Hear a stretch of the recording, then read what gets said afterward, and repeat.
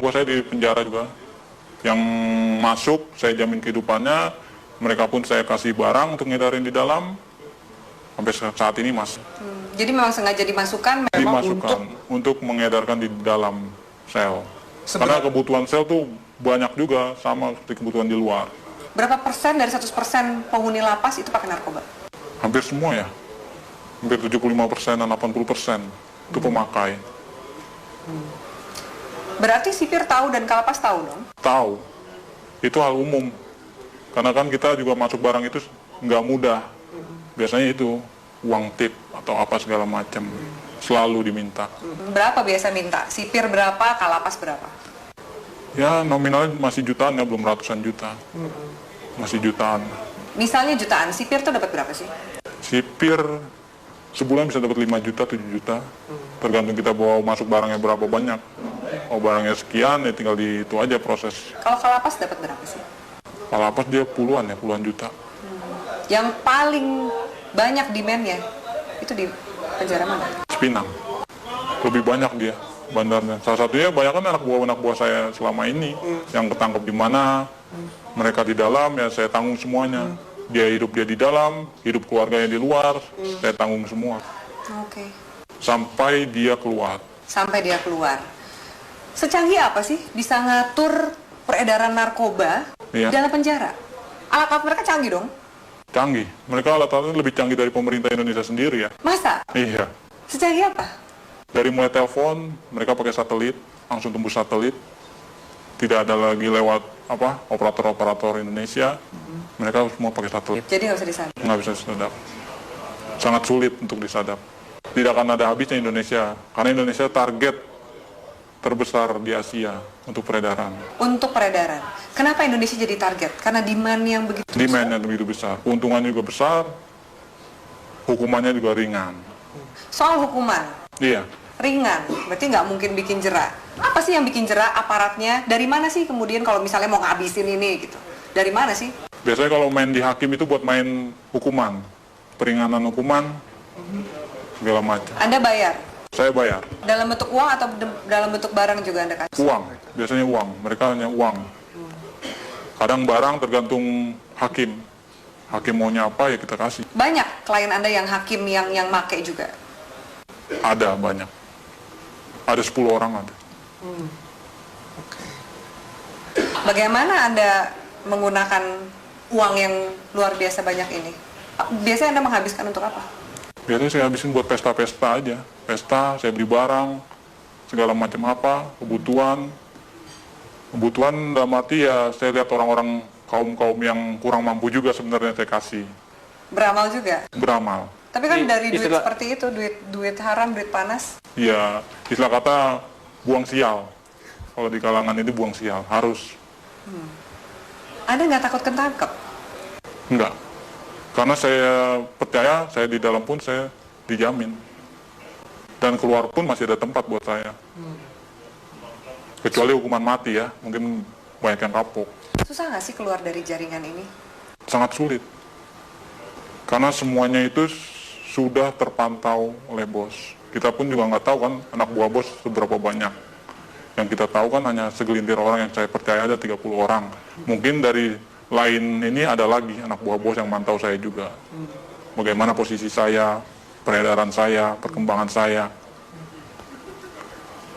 Oke. Dari Jakarta sendiri, selain 5 bos Anda ini, Iya, ada juga jaringan-jaringan yang lain?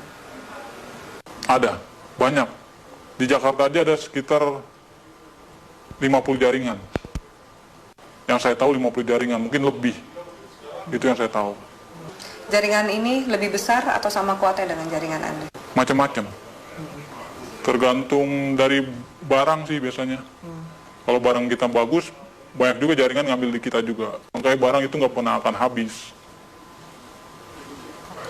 Tidak akan pernah habis di Indonesia. Walaupun mereka menangkap, menyita segala macam berapa ribuan ton, ratusan kiloton, itu nggak akan pernah habis. Karena itu cuma sedikit, paling seujung jari ya, ujung jarinya dari total barang yang ada di Indonesia. Kalau BNN sendiri, gimana Anda sebagai bandar ngelihat BNN? BNN saya lihat sih Untuk saat ini tergantung orang-orangnya sih, BNN juga. Sama lah sama yang di Polres, Polda, segala macam. Istilah katanya kan orang Indonesia itu hanya butuh duit. Semuanya ujung-ujungnya duit. Asal kita punya duit, ya lolos. Sampai ke jaringan, kalau kepolisian juga Kepolisian udah hal umum. Udah nggak bisa ini lagi. nggak mungkin dibersihin. Nggak mungkin dibersihkan. Karena memang aparatnya pun pemakai. Kenal sama bandar, kenal barang, nyuplai barang juga, begitu. Seterusnya. Bea Cukai gimana? Bea Cukai juga mengawasi kan Iya. seperti ini. Bea Cukai ada permainan juga. Maka kita di Bea Cukai itu ada sekitar 5 orang kita pegang di sana. Untuk tiap ininya. Apa peran 5 orang di Bea Cukai ini? Meloloskan barang. Meloloskan barang. Jadi ada pengiriman juga. Pengiriman barang, pengeluaran keluar barang, itu semua lewat dari mereka ini, 5 orang ini. Oke. Anda punya berapa rekening? Ada 10 lebih. 10 lebih. Kurang lebih satu rekening isinya berapa sih?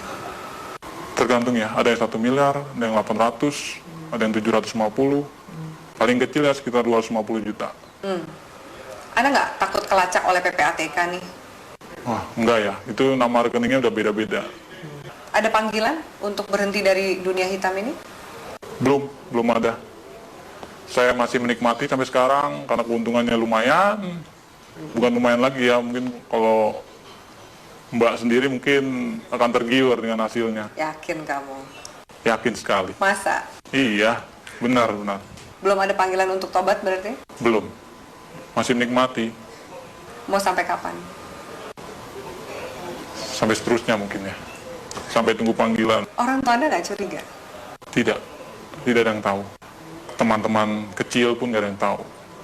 Semuanya saya dan kawan saya yang baik saya kenal saja tahu.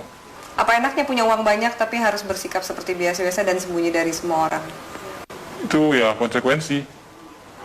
Karena kalau kita terlalu vulgar pun orang akan mencolok. Ini anak kerjanya apa tapi menghasilkan segala macam, itu malah bakal menimbulkan kecurigaan.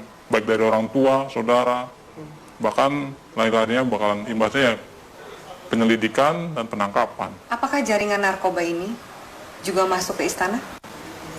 Istana sebagian ya udah masuk. Lewat mana? Itu organisasi lain. Kita belum bisa sampai masuk ke sana. Mungkin ya organisasi ini lebih kuat dari yang bos saya punya. Itu sudah masuk Ke istana? ke istana. Oke. Transaksinya besar? Tetaplah bersama kami di Metro Malam pemirsa, karena setelah jeda pariwara berikut, Metro Malam masih akan kembali dengan sejumlah informasi.